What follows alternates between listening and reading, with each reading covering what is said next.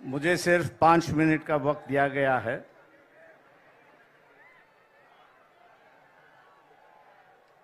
राहुल गांधी जी, कांग्रेस के अध्यक्ष खड़गे जी, प्रियंका गांधी जी, तेजस्वी यादव, फारूक अब्दुल्ला जी, मंच पर बैठे शिवसेना के उद्धव ठाकरे जी, शरद पवार जी, सभी नेतागण, दोस्तों और भाइयों, जहाँ तक मैं समझता हूँ कि हम लोगों को लड़ना चाहिए। साथ लड़े, अकेला लड़े, लेकिन लड़ना चाहिए। देश भर की परिस्थिति की बयान मैं कर रहा हूँ। मैं इसलिए देश भर की बयान कर रहा हूँ कि बंगाल में अलग सी परिस्थिति बन चुकी है।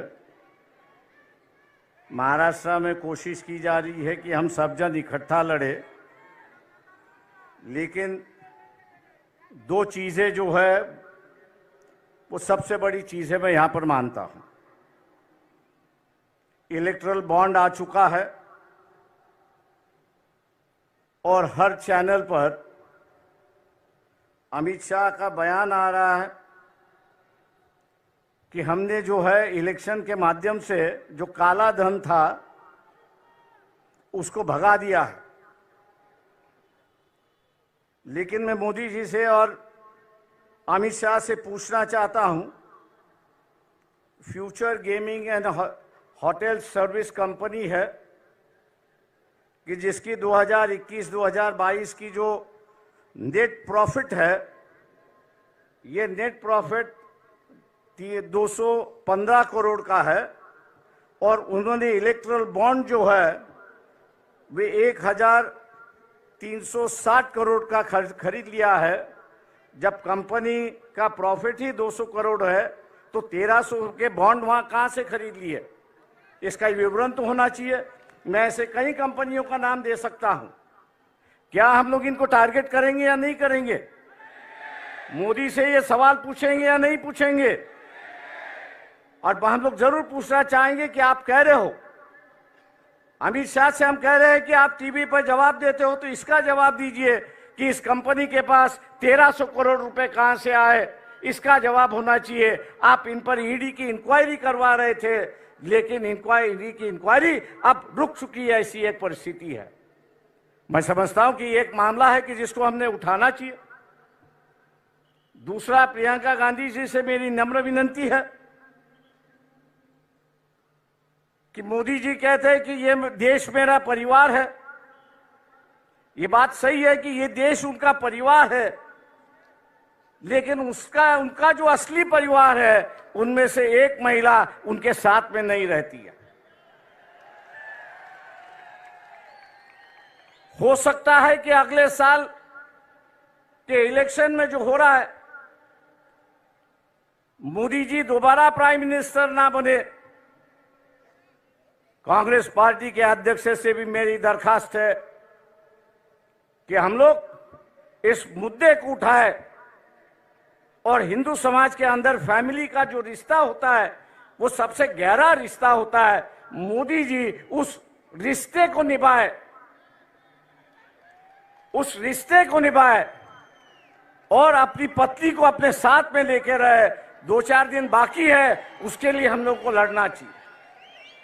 मैं उम्मीद करता हूं कि खड़गे जी जब बात करेंगे इस पर जरूर अपनी टिप्पणी यहां पर करेंगे, क्योंकि वह हिंदू संस्कृति की बात करते हैं, हिंदू रिवाज की बात करते हैं और वही रिवाज और वही उसको मानने के लिए तैयार नहीं। पर्सनल मामला है, मैं जानता हूं, लेकिन कल्चरल की चर्चा जो है ये आरएसएस ने शुरुआत की, कल्चरल नेशनलिज्म की गई, कल्चरल हिंदुइज्म की गई। अब वो अगर अदा नहीं कर रहे हैं तो मैं समझता हूं कि हम लोगों की जिम्मेदारी होती है कि उनको उनकी बात समझा है और उसको अदा करने के लिए वो अपना अधिकार के लिए वो लड़े और हम लोग उनको सिखाए, ऐसी एक परिस्थिति है। दोस्तों, 5 मिनट का वक्त होते आ रहा है। मैं और एक बात यहां पर कहूंगा, वो राहुल गांधी जी से मेरा दरखास्त है यहां पर, वो ये है कि ईवीएम जो है 2004 से मैं उससे लड़ रहा हूं, आज भी बंबई हाई कोर्ट में उसके लिए मैं लड़ रहा हूं। पिछले 6 महीने से जब ईवीएम इंक्वायरी की बात आई तो इलेक्शन कमीशन उसको टाल रहा है। उसकी जो मशीन आती है वो अमेरिका से आती है, लेकिन वहां के जो चिप उसमें 2 है, स्टोरेज चिप जो है, वो यहां 20-20, 25-25 रुपए में मिलते हैं कि जिसको मैनिपुलेट होता है। राहुल गांधी से मेरी दरखास्त है कि पार्लियामेंट भी किस पे विश्वास करे, पेपर ट्रेल पे विश्वास करे और ईवीएम पे विश्वास करे। तो पार्लियामेंट ने कानून से कहा है कि अगर डिफरेंस आया, ईवीएम के काउंटिंग में डिफरेंस आया और पेपर ट्रेल की काउंटिंग में डिफरेंस आया, तो मानना है कि पेपर ट्रेल का जो वोट है वही आपको मानना है, ईवीएम को बगल में रखना है। क्या हम लोग इस इलेक्शन के पहले,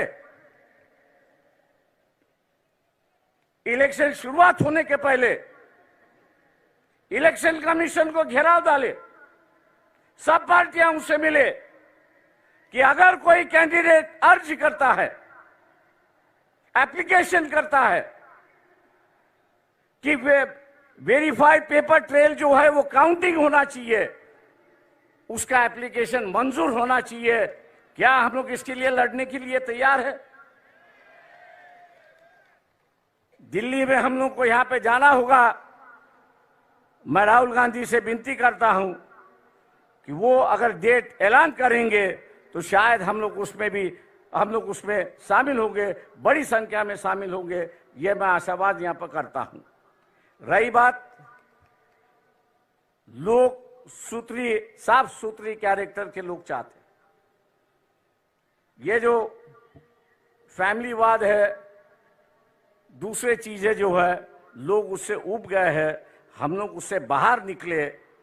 और मैं इस मंच से कहना चाहता हूं कि हम लोग अपना इस्तेमाल एटलीस्ट महाराष्ट्र के लिए परिवारवाद के लिए खर्च करने के लिए तैयार नहीं है। हम आपके साथ हैं। आम आदमी हो, डेमोक्रेसी सोशलाइजेशन हो, कैंडिडेचर का सोशलाइजेशन हो, ना ये हो किसी एक परिवार से, किसी एक कास्ट से ज्यादा लोकसभा के उम्मीदवार हो और हम उनके पीछे